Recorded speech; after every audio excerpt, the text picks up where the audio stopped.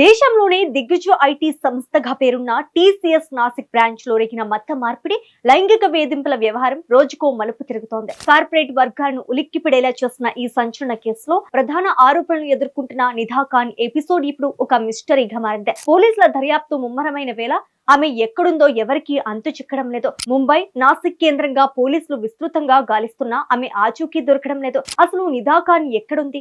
పోలీసుల విచారణలో ఆమె భర్త, కుటుంబ సభ్యులు ఏం చెప్తున్నారు? టీసీఎస్ యాజమాన్యం ఇచ్చిన క్లారిటీ ఏంటి?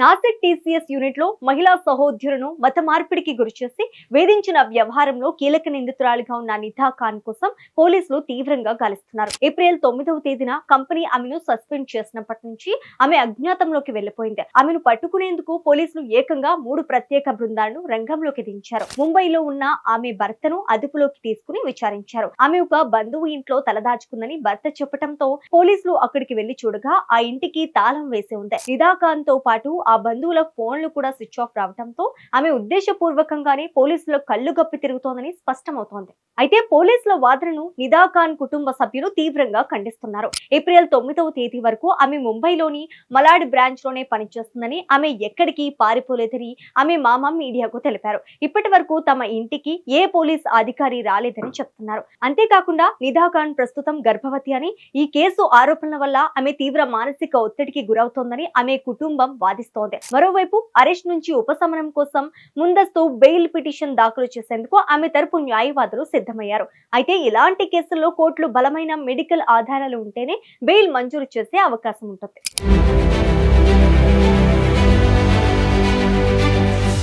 ఇదిలా ఉంటే నిధా ఖాన్ టీసీఎస్ లో ఒక హెచ్ఆర్ మేనేజర్ గా పనిచేస్తూ ఆ హోదాను అడ్డం పెట్టుకుని వేధింపులకు పాల్పడుతున్నట్టు వస్తున్న వార్తలపై టీసీఎస్ సీఈఓ క్లారిటీ ఇచ్చారు. నిధా ఖాన్ కు హెచ్ఆర్ విభాగంతో కానీ రిక్రూట్మెంట్ బాధ్యతలతో కానీ ఎలాంటి సంబంధం లేదని చెప్పారు. ఆమె కేవలం ఒక టెలికాలర్ లాంటి ప్రాసెస్ అసోసియేట్ గా మాత్రమే పనిచేస్తుందని యాజమాన్యం కుండబద్దలు కొట్టింది. అలాగే తమ అంతర్గత ఎథిక్స్, పోష్ కమిటీలకు ఈ వేధింపులపై గతంలో ఎలాంటి ఫిర్యాదులు రాలేదని చెప్పారు. అయినా సరే నిజాలు నిగ్గు తేల్చేందుకు సీనియర్ అధికారులతో కూడిన అంతర్గత విచారణ కమిటీని వేశామని టీసీఎస్ ప్రకటించింది.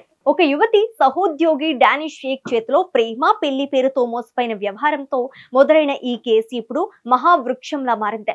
డానిష్ సోదరి అయిన నిధా ఖాన్ వేధింపులకు తోడు మరికొంతమంది సీనియర్ ఉద్యోగులు కూడా ముఠాగా ఏర్పడి మహిళా ఉద్యోగులను వేధించినట్లు వార్తలు వెలుగులోకి వస్తున్నాయి. ఈ వ్యవహారం బయటపడిన తర్వాత మరో 7 మహిళా ఉద్యోగులు కూడా సీనియర్ల వేధింపులపై పోలీసులకు ఫిర్యాదు చేశారు. 2022 నుంచి ఇప్పటి వరకు ఈ ఆఫీస్ లో జరిగిన దారుణాలపై సిట్ లోతుగా దర్యాప్తు చేస్తోంది. ఇప్పటికే 7 అరెస్ట్ చేసిన పోలీసులు ఈమెయిల్స్, చాట్స్, డిజిటల్ ఆధారాలను జల్లెడపడుతున్నారు. సీనియర్ అధికారులు ఎవరు ఈ ఫిర్యాదులను పట్టించుకోకుండా అడ్డుకున్నారా అన్న కోణంలో సిట్ ఇప్పుడు దృష్టి సారించింది.